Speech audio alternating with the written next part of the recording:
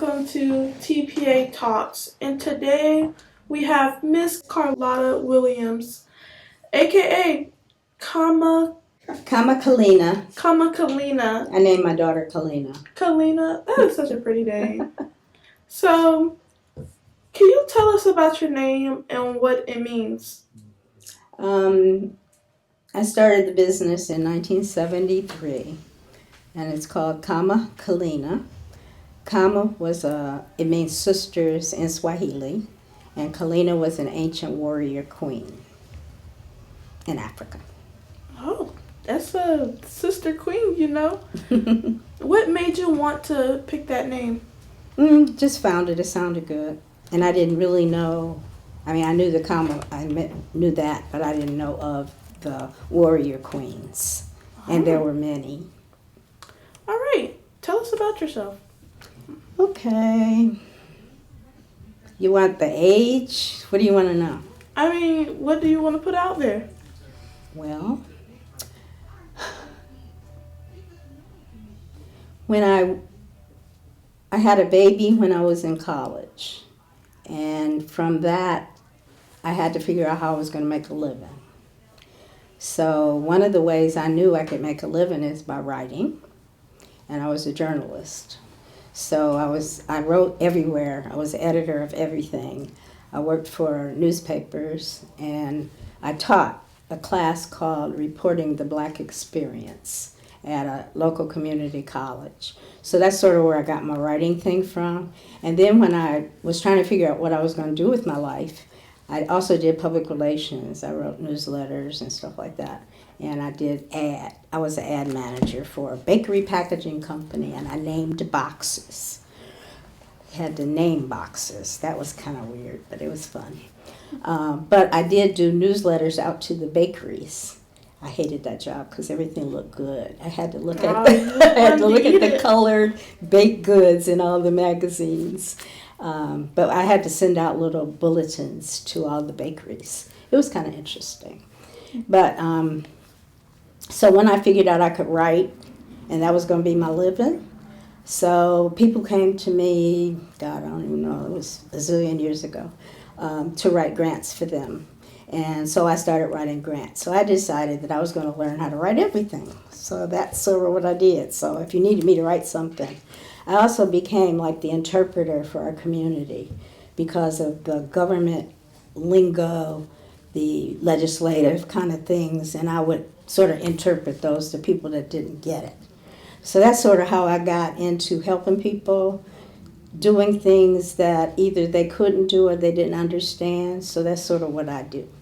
And so I've gone around the country. I've gone lots of places. I got really into HIV/AIDS. I didn't want to, but when I moved here, the people that were infected attacked me. You got to write grants. Okay, so I wound up doing that on Myrtle Avenue. And ever since, actually, 23 years I've been working for one nonprofit that does HIV/AIDS here. So. Oh, that's actually pretty interesting. So I just write grants, and it's word of mouth now. I don't really have to advertise or anything. I can't handle as much as I used to. Yeah. So I understand that you've raised money for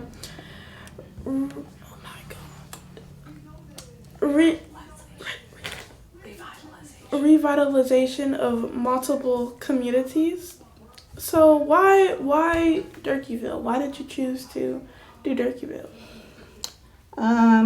Corrine Brown, Congresswoman, talked to my congresswoman in Ohio, Congressman, Lou Stokes, and he told her who wrote their grants, because I had done about 3 for Cuyahoga, the Cleveland public housing.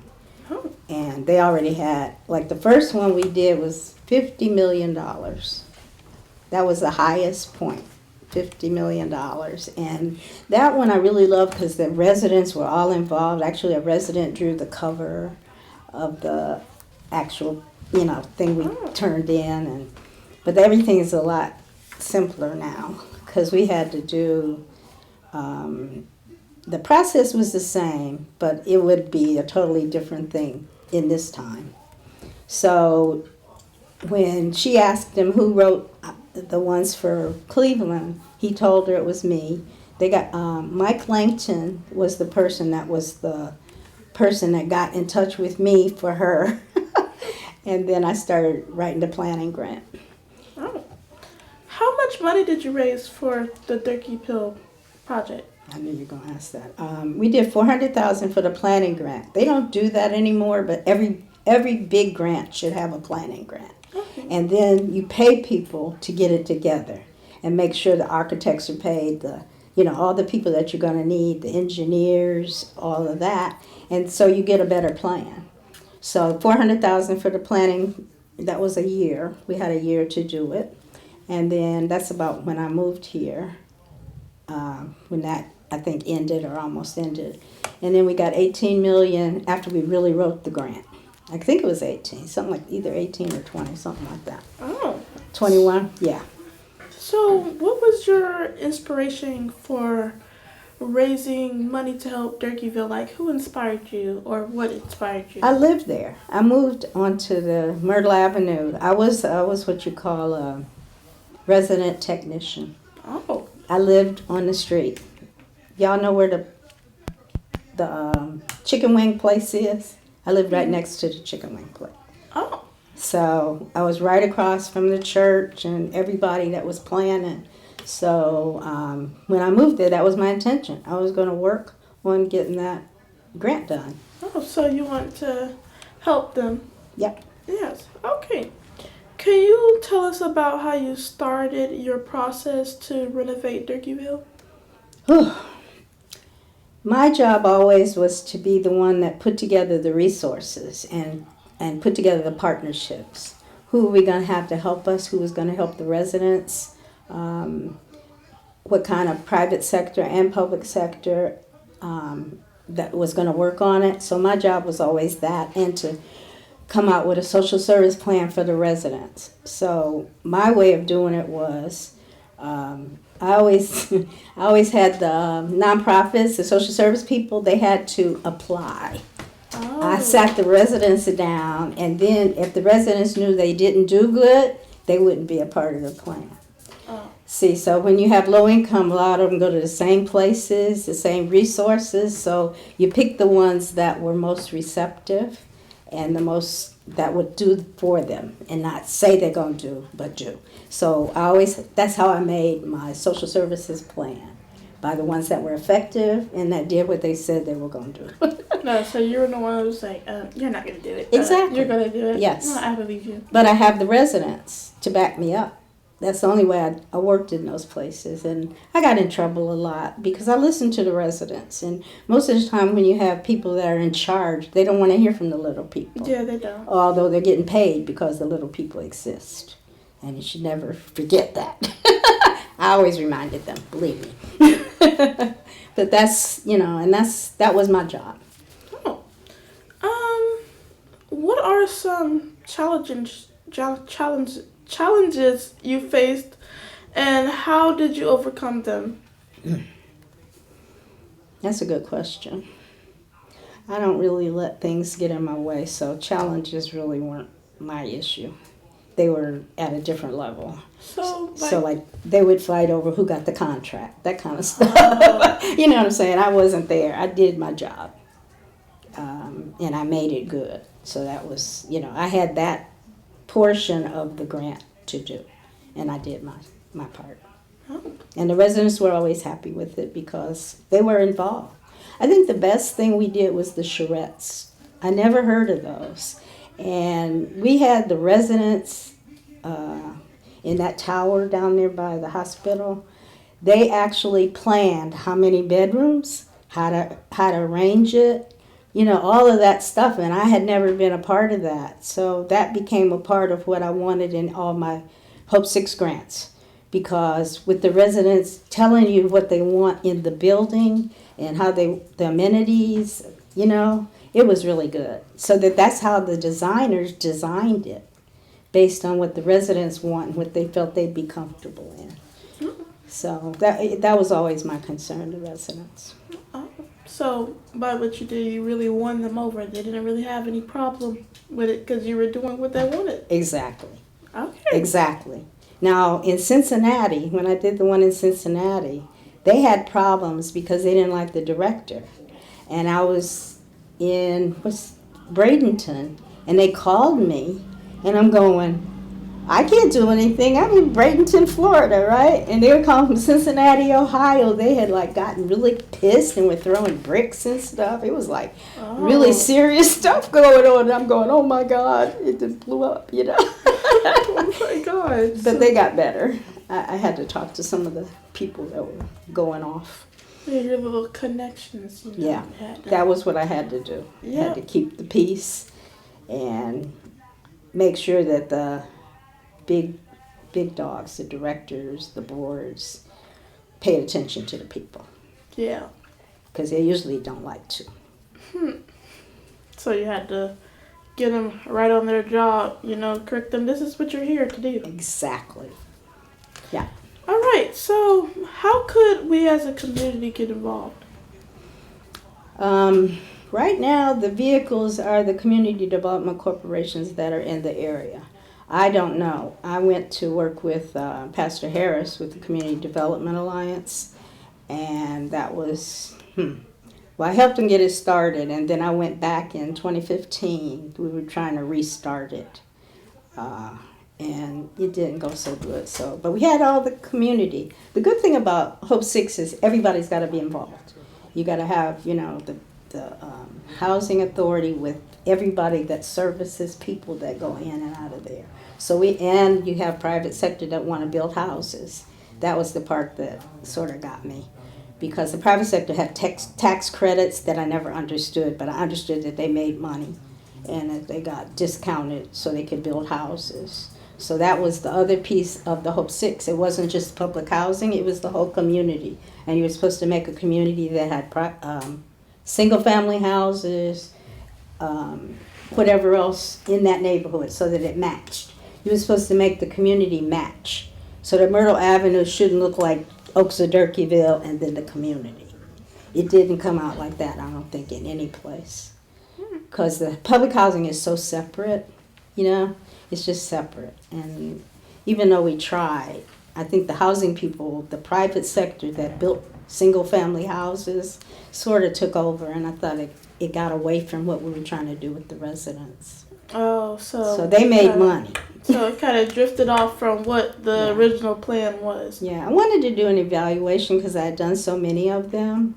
And when I tried to get it, and I can't remember who was president at that time, they were doing a listening tour, Bush.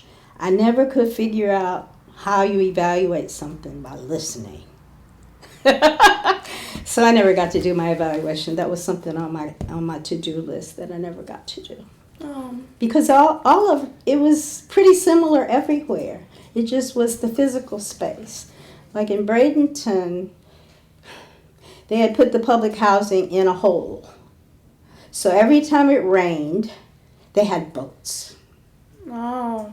People had their babies, had to hold your babies up because it was flooded. That's crazy. It was like this high. It was like the strangest thing I ever saw. So part of doing that one was to build it back up so it was street level and people went down in the hole. It kind of reminds me of that place over in it's overseas, and it's like they're living on the sea, so their streets you have to have your boat. That's like how Venice? you your car. Yeah, that's the good place. Yes, they're on the sea, so the boats are like the cars. And you remember China and a lot of Southeast Asian places are like that too. Yeah. So they have boats that park. Now I worked on a boat once, a houseboat in Portland, Oregon, and was it fun? It was kind of fun, but I was all by myself. I talked to the ducks on the deck, and it was like they sort of left me. It was a federal thing. I was trying to do youth entrepreneurship, and we were going to do it all around the country, so I had to write that. I wrote the grant for it. Yeah. Those ducks. I love those ducks. We had a good time. Did you name But I had ducks? to write. I was just writing. That was my job there. Oh. For the Department of Labor. Okay. Well, what do you love about Durkeeville? Like, What do you love about the place? Like, yeah, I don't know. Like, what do you love about it? I don't know. It was very strange to me because I came from the north and I wasn't used to the way people act down here. So I had to get used to that. That was the hardest part for me. So I spent a lot of time going back up north. Back and forth. Well, did you like it down here, or did you just like, yeah, I like the weather. the weather? Could beat it. I mean, we didn't have snow. Yeah. That's a whole different number, snow. So I like the weather, and with the arthritis, it helped me. Hmm. So, So I did like you- the people that were in the residence, but that was it. So did you enjoy your nice weather down here? Oh heck yeah, still enjoying it if it was so cold. Yeah, I really love here. All my family followed me. Oh, so you weren't alone? Well, I was alone until my first daughter came. She came right behind us in about a year. So now I have all three, no, just two of my daughters. One lives in South Carolina now. She was here. All three of them were here. I have 6 grandkids and 8 great-grands. Mm. I think that's right. No, 9 something. I don't remember. I think I got 9 grandkids and 8 great-grands. Great-grands. Hmm. Oh. And most of them are here. Oh, so everybody's here and Yeah. stuff. I don't see them much, though. What about your mom and dad? My dad was born in 1899. Needless to say, he's not here. My mom was born in 1910. That's why I'm doing genealogy. And my dad came from Georgia, and he jumped on a train when he was young, like 11 or something, and became one of those red caps, the history of the trains. My mom they were in Stanton, Virginia, Oh. and they moved to Akron, and then I guess she met my dad there. We were her second family. She had a family in Akron. So there were 6 of us, and there's only 3 left. My sister's 94. And I went to see her in September. Oh. Yeah. Okay. So, what's your mission? What's your goal in all of this? What are you aiming to really, get? Well, Pastor Harris is trying to get it back up again. I don't know. I'm just really wanting to retire. All my doctors keep saying, "Did you retire yet? Did you retire Did you yet?" retire yet? Are you done with this yet? Exactly. When are you going to give up? Exactly. They do it every time I go. All of them. Well, since... But I can do it. As long as I can do it. Yeah. I'm good. So, when are you planning to retire? Like, what is your retired life that you want for yourself? I need to write books. I started like 3. And I just never got to do them. Also going to be like that retired grandmother, great-grandmother sitting in the chair, writing her books. But we got to be at the computer. Well, yeah. It's not as good. I'm learning the voice. My brother brought me the voice stuff a long time ago, the Dragon, before it got really popular. Oh. But you had to really train it. So I was impatient, and I didn't feel like training it on my voice. Ooh. Yeah. So I left it alone. Now everything has voice. Yeah. Your phone, everything. So at some point I'm going to have to go there because my hands will go away. Yeah. Is there anything you would like to tell us, like, about your mission and stuff? Like, what do you... I don't know, like, when you finish all of this and stuff, what do you hope to achieve? I've already touched a lot of people in all of that I've done because I did the residence every place I touched. So I've touched a lot of people. I've done a lot of nonprofits, got money for them. Some are still here, some are not. But it usually depends on the management, and management's not most people's strong suit, nor finance. And I'm only here because I didn't do finance well. That was my hardest course in college, finance. I had a tutor, And then I was into my religious studies or spiritual studies, and I prayed, and do you know, I said, God, you got it. I let it go, and they had the exact thing on the test that I had studied. Exactly. Oh. The case, the same case, we knew what to do, and I had worried about it so bad. You studied about it? It's like, and there it was, and I said, okay then, we're on. yep. So that was fun, yeah. But yeah, I've touched a lot of people. My daughter's always saying, Mama, you helped so many people. I sort of, yeah, that's what I liked. So while you were like doing all this and stuff, like when you first started and things like that, did it inflict your personal life? Like did you still get to have like friends and your family around? Did your work get too caught up in your personal life? Well, my work took me away from my personal life. So I had to figure out, and I didn't do a real good job of it, I'll just be truthful, of being a parent. So with my 3 daughters, it's been hard for them. One of the things is when you're focused, like on writing and stuff like that, you sort of ignore everybody else. So all I remember, and that's probably not the best thing to say, is they would say, Mama, Mama, Mama, while I was on the computer. Mama, Mama. Because they needed attention, and I didn't give them enough attention, I think. Did you ever get married? Like, what did you get married? How was your married life? I didn't get married. The first marriage, the guy went to jail. So I had to deal with that whole system. That's a system that you don't want to be dealing with, but you gotta if he's in jail. And Harvey and I have been together for 50 years. Oh. But we never got married. Well, is there anything else you would like to say about, Turkeyville?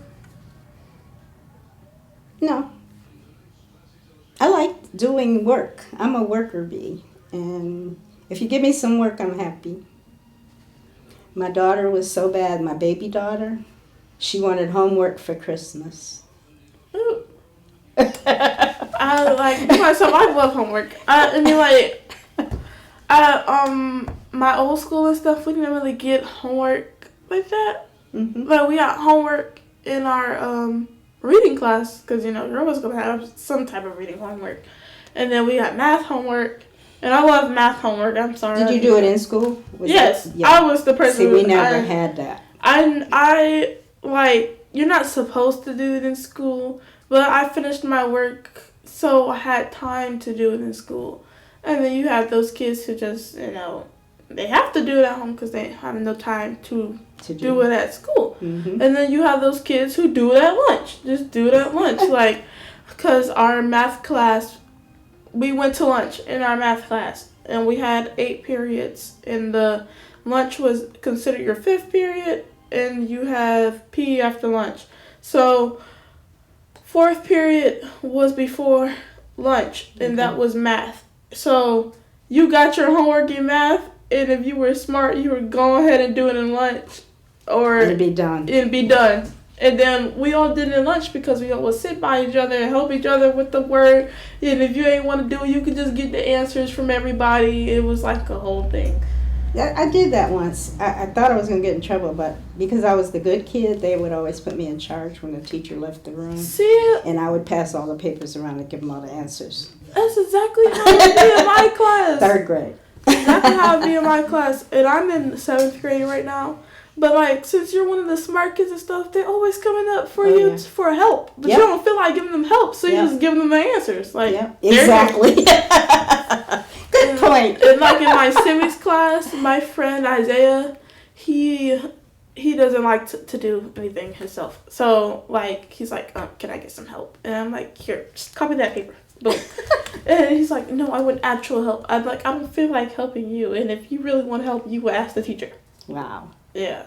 And then when the teacher is gone, I'm normally the one who, has to write the name of the board if you're talking or not doing work. And I'm not a snitch. It's like, if I don't like you, I'm going to tell on you. It's just that kind of grudge thing. And they'll be like, oh my God, you're a snitch. I'm like, no, it's just I don't like it like that. It's so you're not going to I was an assistant of Black Affairs at our local community college. We had a Department of Black Affairs. And I married one of my students. That wasn't good. But he thought I was going to do all his homework. That's crazy. He didn't get his homework done. He had to turn in his homework like everybody else. He didn't quite like that. But anyway. He wanted those benefits. Exactly. Didn't happen. Anyway.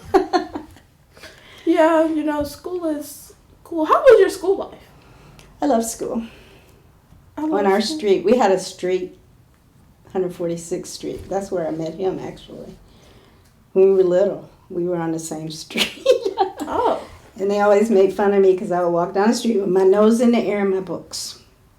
And so everybody on the street knew me when I was coming down the street. And it was hard because when you're a smart kid, all the parents say, be like you. I hated it. They would always say, you should be like Carlotta. You should be like Carlotta. And I go like, I'll never have a life. And my family, same thing. Because my niece tells me today, I hated you. Because Mama always said you have to be like Carlotta. So it got, you get both ways on that. I mean, because, you get all the love from the parents and adults, and then all the kids hate you because it's like... Exactly. It's like, well, I don't want to be like her. Exactly. And then you'll be like, something's like this mostly the parents' faults and stuff. Yeah. Because it's not bad to tell your kid that you should want to aim for something higher, but don't never tell your kid to be like somebody else. Because just because they're smart and stuff, they might end up with the worst life ever. And I think because I became a dancer, nobody thought I could dance, so they never asked me to dance. I had to practically dance by myself. Like in junior high school, nobody would come up and ask me to. And that's when they taught etiquette. You were supposed to go across and be a boy and a girl. Yeah. But we had those I guess what we call the mixers and stuff like that, where you go on Friday night to the little community center. Yeah. So there were all those things, but I got over it. How was dancing? Did you like dancing? I love dancing. When I went to college, I took all kind of dance classes. I did folk dance, I did ballet, I did modern. My thing was modern. When I was in elementary school, we had a teacher that kept us after elementary school, and when we went to junior high school, we met in the library and danced and did programs. Oh. And events. I love dancing. My big dance was dancing on a bar. In a bar. And my sisters went crazy. You're supposed to be teaching. You're not supposed to be dancing in a bar. You know what? That reminds me of a movie. She was a teacher, but she was a little girl who was a dancer.